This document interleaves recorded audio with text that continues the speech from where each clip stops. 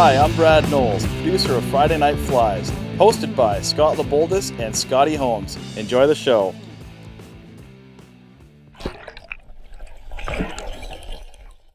What's going on, everybody? Back for another tying session in my kitchen. Missed you guys last week. It's a crazy schedule. I'm kind of bad. I'm trying to aim for every other week here. I know you guys gave me some feedback on the trout spay fly, and I know a bunch of people want to see it.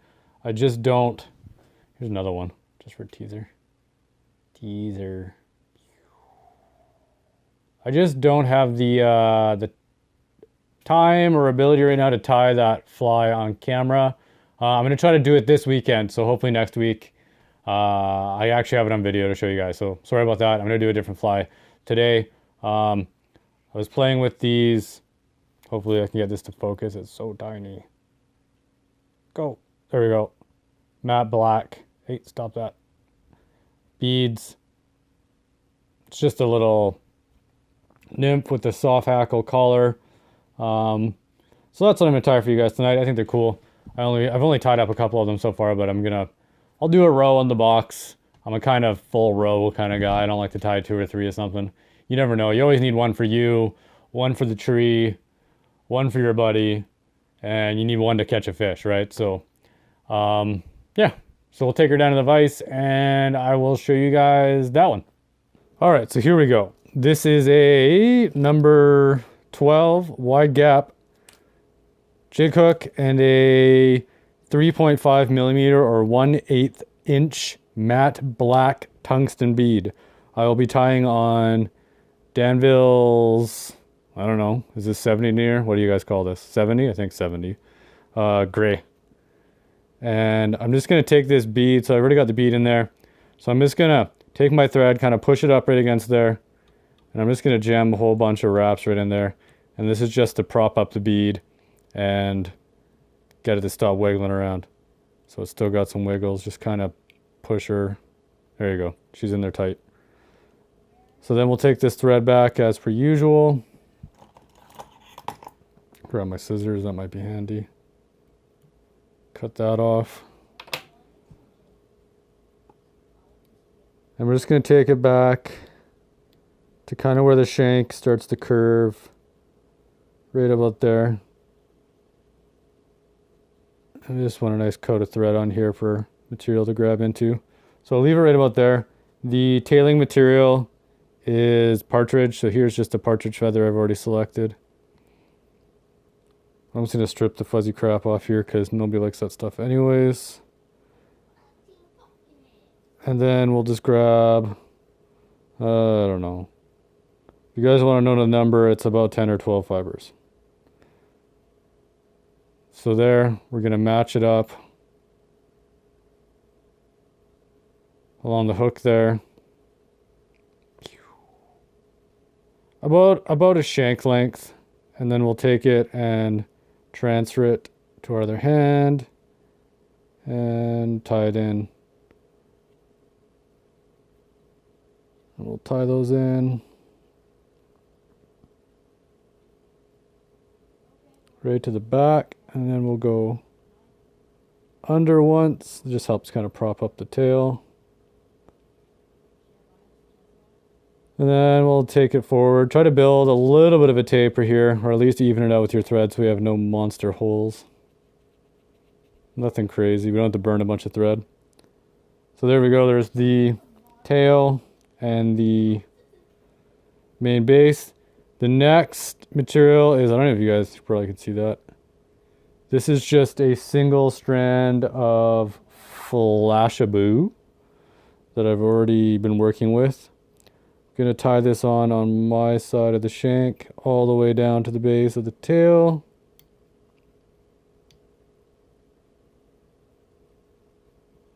Take her back up. Try to get, like I said, a little bit of a taper with the thread going here. It doesn't really matter. We'll build it up with the rabbit dubbing here. Let's take her back to there. This is some Hare's Ear Plus dubbing. The plus means that it's got some, I don't know if you, hopefully you can see that. Maybe if I roll it around, it's got some shiny stuff in there. So it's got some kind of like Antron or sparkle material that's mixed in with the rest of the normal hare's ear.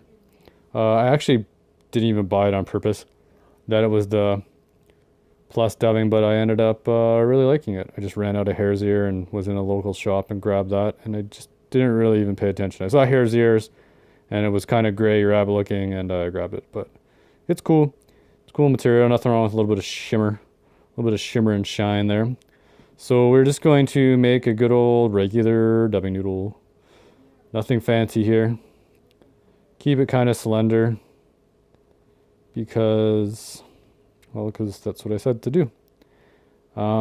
Especially near the bottom, or where it's closest to the hook, because we want to, like I said, we do want to try to create a taper going up the shank of the hook. So now we'll get that going right by the tail there.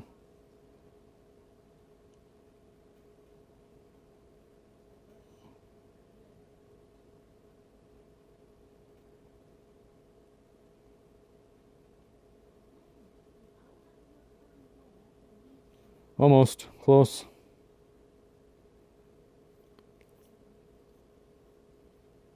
A little more dubbing here.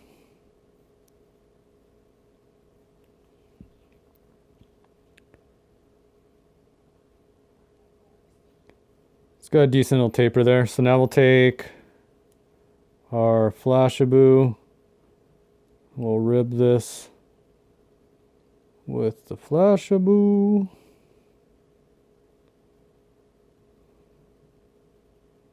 Capture it there.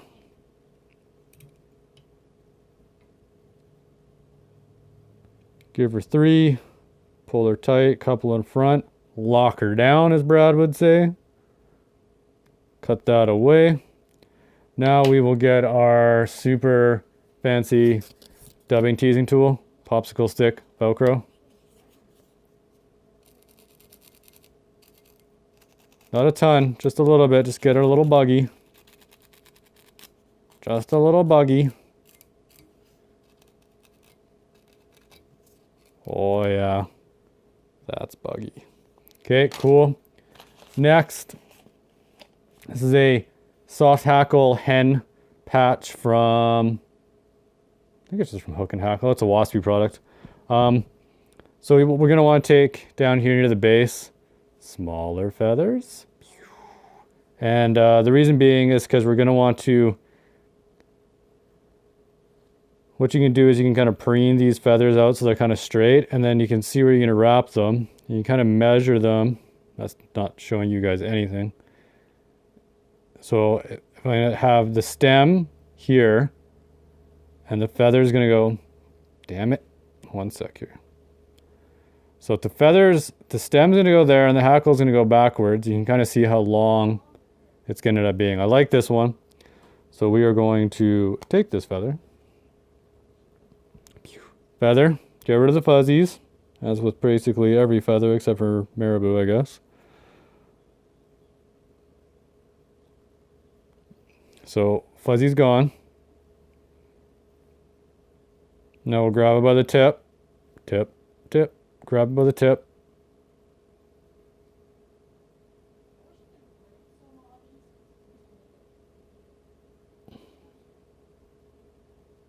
Get her something like that. Cut that out. I like to capture it on my side, but I end up tying it right on the top. I don't know if that's like the right way. I just did air quotes in case you're wondering. But I don't know, that's how I like to do it. So then we're gonna capture these, or we captured the tip, and then I actually folded the tip over and wrapped on it again just to secure it in there. I kind of just wet my fingers a little bit, and we're gonna try to get those as stroked back as best as we can. Hackle pliers probably wouldn't be a bad idea here, but I'm just gonna do it with my hand. But I'd say if you found it to be a challenge to do this, or maybe it's your first one or two, that Hackle pliers definitely doesn't hurt for this portion.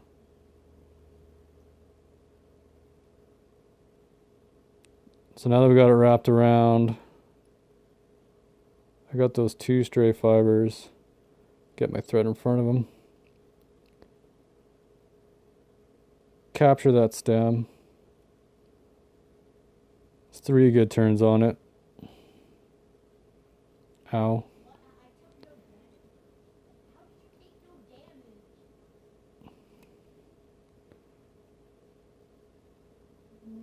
Okay. Just trying to get those last little fibers in the bottom to point backwards. There we go. Money. Cut that stem out of there. Down. Back to our little rabbit. Plus dubbing here. Plus. Very important. It's not important at all. And just a tiny little bit. We just want to cover up that thread so it doesn't look all janky. Tiny little noodle here. Tiny noodle. Couple little wraps. There we go. Figure out where I put my whip finisher. Wait, stretch. 1, 2, 3, 4.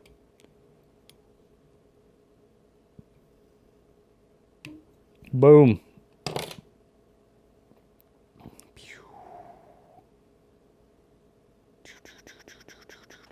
There she be. No idea what it's called. Some kind of hare's ear jig, soft collar, something. I don't know. You guys name it. It'll have a cool name by the time we're all done. So yeah, there's the bug. We will take her up top and I will sign out of this video. I hope everybody liked that fly. I think it's super cool. I love those matte black beads. I'm not sure they catch any more fish, but they definitely catch likes on Instagram and stuff like that. So, you know, we're fishing for everything. Make sure to check out Friday Night Flies everywhere. Check them out on Facebook, www.fridaynightflies.com. Make sure to check out all our sponsors. We super appreciate everyone that sponsors the show. Instagram, Facebook, yeah, you are everywhere. Hit us up, ask them some questions, send us some emails, make some requests from some flies. And of course, thanks very much for watching, and everybody have a great weekend. See ya. Friday Night Flies would like to thank the following sponsors: Superfly, Solarez, Chinook Wind Outfitters, Dr. Slick, Griffin, Stonefo.